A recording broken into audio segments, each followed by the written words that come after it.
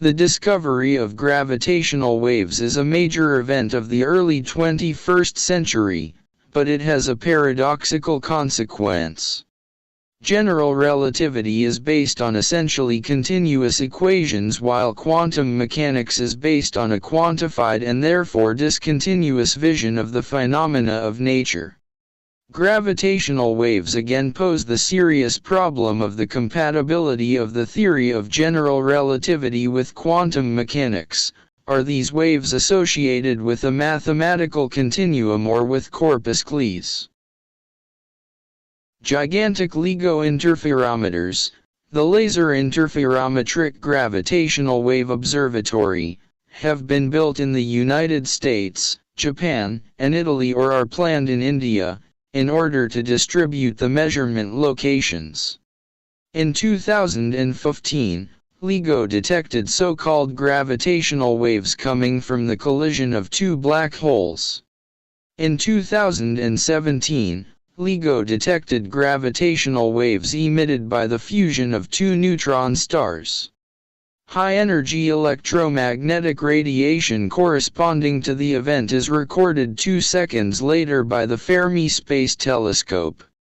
The origin of gravitational waves in electromagnetic radiation is located in the galaxy NGC 4993, located 130 million light-years away.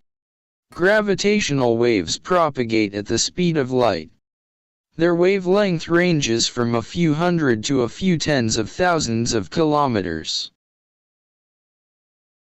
Gravitational waves propagate in the mathematical continuum of space-time.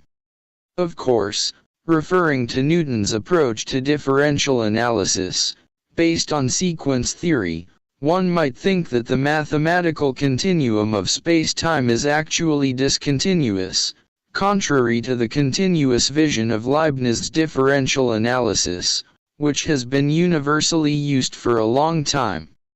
But the volume elements of space-time remain localized around the stars. They do not travel through space-time accompanied by a wave. Gravitational waves propagate in space-time, a mathematical continuum, this ether, wanted by Einstein himself. Gravitation would result from hypothetical gravitons. These gravitons would have associated waves, gravitational waves. Gravitons would be emitted and reach us at the same time as the photons emitted by collisions or mergers in galaxies. We would thus only know their wave property, since we absolutely do not know how they would produce gravitation. In any case, the hypothesis of gravitons is in complete opposition to the theory of general relativity attributing gravitation to space-time, a mathematical continuum. Scientists have proposed that gravitational waves would be linked to a star in order to safeguard quantum duality. These would be these pilot waves imagined by Louis de Broglie, which guide the path of their corpuscle. The stars would be the center of a wave phenomenon, like corpus cleis.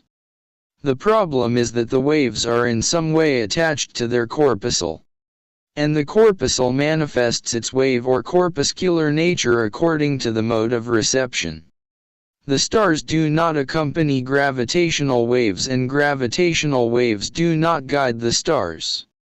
The pilot wave solution actually comes down to imagining a medium, linked to the emitting star, ensuring the propagation of the wave. This medium extends everywhere since we capture these waves. This medium is therefore equivalent to the space-time of the theory of general relativity.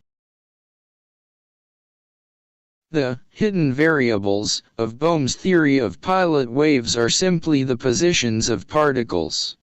It is a theory of matter in motion. It is therefore impossible to apply the theory of pilot waves by hidden variables to gravitational waves, since the stars remain where they are in their galaxy.